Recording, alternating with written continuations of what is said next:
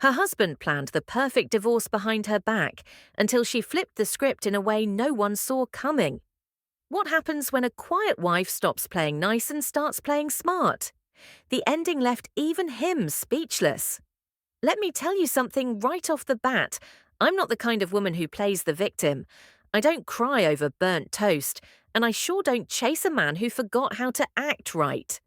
But on that morning, I was still trying, still holding on to the hope that maybe, just maybe, Jack Patterson, my husband of 10 years, still saw me the way I used to see him.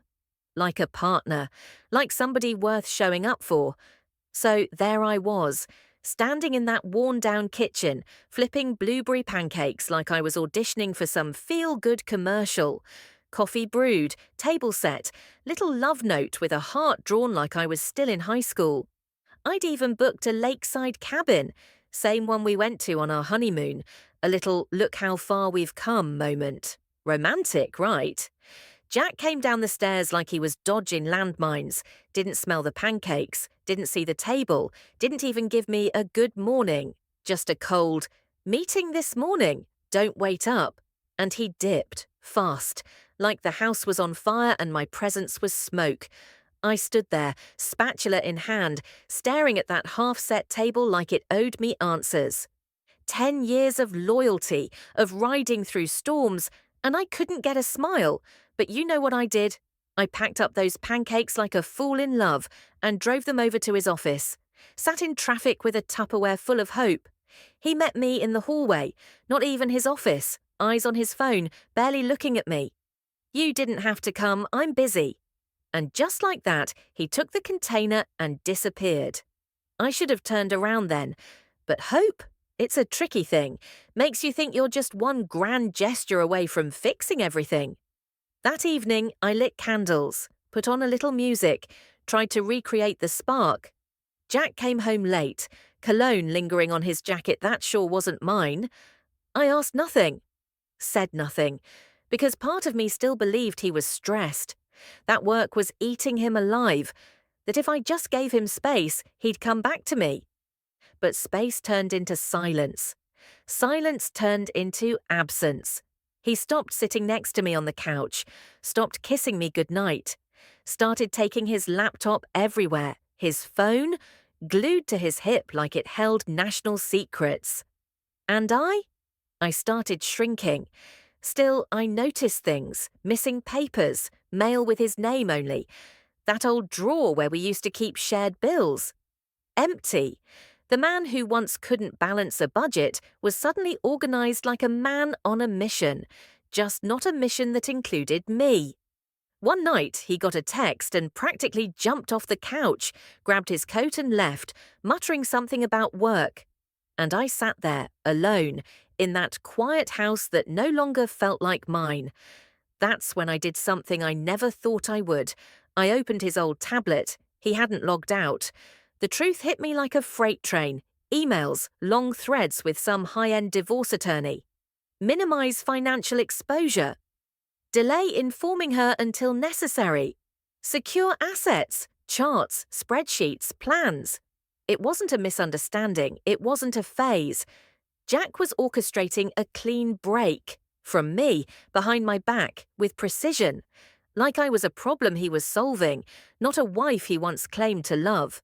And I sat there, tablet in hand, reading how the man I shared a bed with was planning to erase me from our life like I was some clerical error. Did I cry?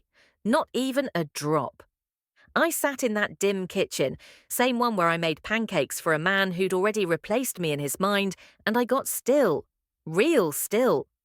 Then I grabbed a pen and made my own list, not of assets or bank accounts, but of things he could never take from me, my patience, my loyalty, my resilience, and most of all, my pride. He thought he was moving in silence. Well, so was I, and that's when I stopped being his wife and started being a woman with a plan. What happened next changed everything. You don't want to miss how this unfolds. Trust me, it gets real. You know, there's something folks forget when they try to play you, especially when they think you're too nice, too quiet, too soft. They forget soft things bend, but they don't break. And once they bend far enough, they snap right back. Real sharp. That's where I was, done being the sweet wife waiting at the dinner table for a man who was clearly clocked out. Jack had built his little plan in the shadows. But the thing about shadows is, I'd been walking in them long enough to see in the dark. The very next morning, I did exactly what he never expected. I smiled, made his coffee, handed it to him like I didn't know a damn thing, watched him sip it, scroll through his phone, and lie to my face like he was reading the weather. "Got a long day ahead," he mumbled. I said. "Drive safe." But the whole time, I was filing everything away. I wasn't just watching, I was recording, mentally, physically, legally. I started copying every document he tried to hide, took pictures of every bill he rerouted, collected screenshots of every email I stumbled across.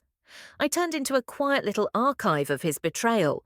Not for revenge, no, for clarity. I called a lawyer, not just any lawyer, Patrice Knowles. She'd gone toe-to-toe with corporate sharks twice her size and left them choking on their own paperwork. She looked me dead in the eye, took one look at Jack's plan and said, "Baby, you're not just being erased, you're being replaced." That word sat with me. Replaced, like I was an old couch he didn't want to haul into the new house, like the years I poured into us didn't count for nothing. So we got to work. Quietly, strategically. I locked down my accounts, moved my half of the assets, updated the deed on my childhood home that Jack never paid a penny on. I stopped cooking, stopped cleaning, stopped catering. I wasn't mean, I was unavailable. And Jack, he started noticing. Not enough to admit anything, but enough to get twitchy. He started asking little questions. "Where's the grocery list?" "I didn't make one." "I thought you were off Thursday." "Yeah, I had plans." The man was stumbling around like someone moved the furniture in his sleep. And I kept watching. Not angry, not loud, just calm, like a storm that knows exactly when it's going to hit. Now let's talk about his meetings. Jack had this whole routine, shirt tucked, hair brushed, cologne that wasn't mine. I played dumb, waved from the porch, even helped him fix his tie once. He smiled at me like I was furniture, decorative, non-functional. So I followed him. Not once, not twice, 3 times. And every single time, he wasn't at no boardroom. He was at this little bistro on the edge of town. Same booth, same waitress, same woman. She was younger, tighter dress, loud laugh, and fake as the smile she threw across the table. I didn't throw a scene, didn't key no car, didn't cause no commotion. I just watched, took photos, recorded times, kept receipts, literal and emotional. This wasn't about heartbreak anymore, it was about proof. Back at home, Jack had no clue. He was still walking around like he was in control, still plotting that quiet divorce like I wouldn't notice the empty closet space or new credit card charges. He had no idea I'd already flipped the game. Then came the night he slipped up. And not just a little, he came home humming. Actually humming. Dropped his keys on the counter and said, "I think we should talk." "Oh, now you want to talk?" He sat me down, tried to act all serious, told me we'd grown apart, said he needed clarity, claimed he wanted to handle things like adults, and I just nodded, blinked, let him talk. Then I leaned in and asked, "Before we continue, you might want to check your email." He frowned, opened his phone. And there it was, a full legal counter-petition, asset claims, witness statements, a timeline of his little side meetings. Every dollar he tried to hide, documented. Every shady move he made, tracked. Patrice didn't play. His face dropped. You've been planning this?" I looked him right in the eye. "No, Jack, you taught me how to plan." He didn't say a word, just sat there, deflated, like the man finally realized his wife wasn't a fool, she was a blueprint. That night, he didn't sleep in the bedroom. I didn't offer the couch. He sat in his car till morning. And me? I slept like a woman who finally remembered who she was before she became someone's second choice. This is the turning point. Everything you've been waiting for. It's happening now. Stay right here, because what's coming next is the moment she flips the whole script. Let me make one thing real clear. This ain't a story about a woman scorned. This is about a woman done playing small. A woman who realized that silence can cut deeper than any shout, and calm can shake the ground harder than any storm. That morning, I made breakfast. Not for Jack, for me. Eggs just the way I like 'em. Orange juice chilled just right. I played jazz on the radio and let the sun hit my face through the kitchen window.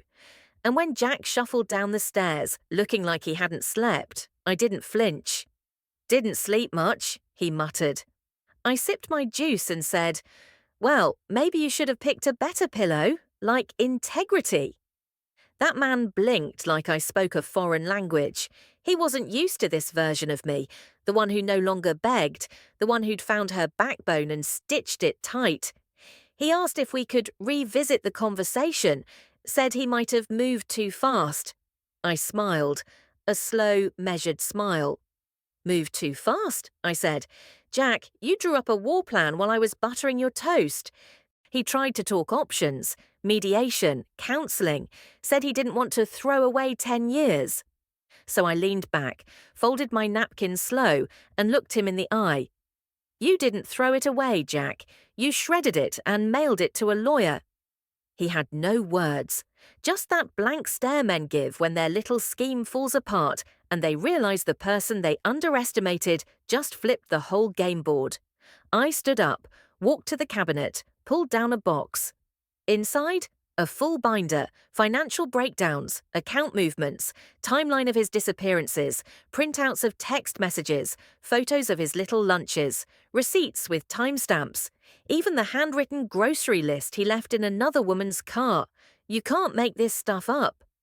"Everything you thought I'd miss," I said. "I noticed, I documented, I filed." He started pacing. "Emma, I didn't mean—" I held up a hand. "Don't explain. That ship sank with your conscience." Then came the real kicker. He said, "So what now?